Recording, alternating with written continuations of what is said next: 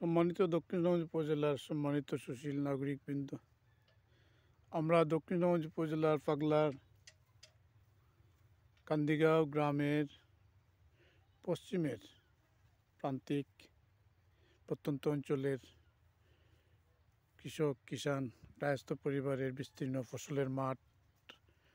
আজকে অগ্রহায়ণের ফসলকে সামনে রেখে আসলে কৃষক বা কিষাণ বা বর্গা চাষি,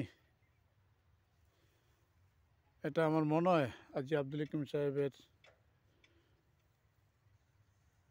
জমি। একজন বর্গা চাষি, আমার মনে হয় জমিটা বর্গায় ফসল ফলিয়েছে। আসলে চমৎকার ফসল ফলিয়েছে, যেটা অত্যন্ত প্রশংসনীয়। আমরা তো আসলে অগ্রহায়ণকে সামনে রেখে যে ইতিহাস, ঐতিহ্য, সংস্কৃতি আমাদের জড়িয়ে আছে এই অগ্রহায়ণকে নিয়ে। আসলে তৎকালীন সময়ে আমন এবং আউশ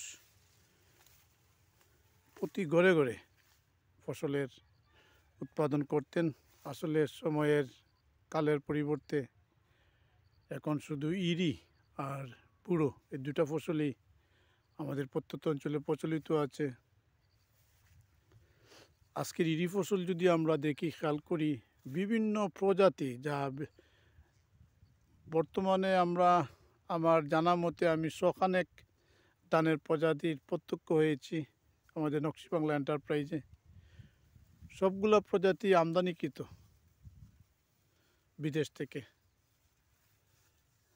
আর এই আমদানিকৃত প্রজাতিগুলি আসলে উন্নত ফলন, ফসলের মাত্রা, উৎপাদনের মাত্রা একটু বেশি এবং ভালো, এটা নিশ্চিত বলা যায়।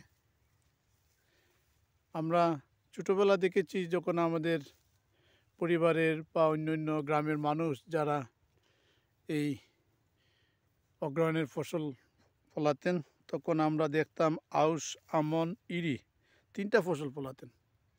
সেই সাথে ধানের যে প্রজাতি ছিল, টেপি, গচি, কালিজিরা, 28-29, সেটা একটু ছিল প্রচলিত। মানে আমাদের দেশীয় প্রজাতিগুলি বিলুপ্ত হয়ে গেছে। এখন আর সেই আমাদের দেশীয় প্রজাতিগুলি আসলে তেমন একটা দেখা যায় না। এখন সব আমদানিকৃত ইরি ফসল, আমদানিকৃত প্রজাতি।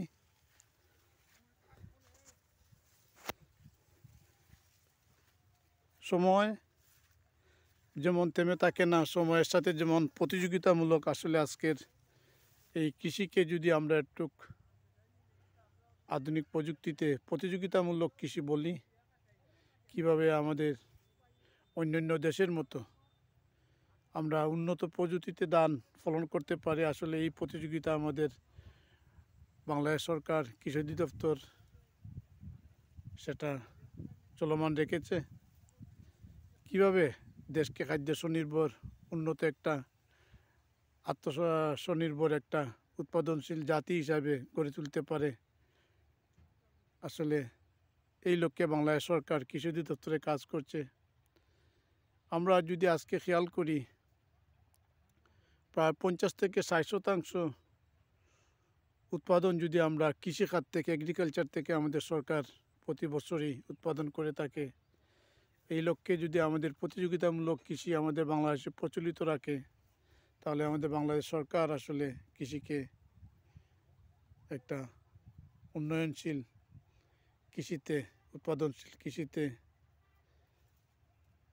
রূপান্তরিত করতে পারবে। আমাদের কৃষির মান বাড়বে, কৃষি উৎপাদনের উন্নয়নের মান বাড়বে, এটা নিশ্চিত বলা যায়।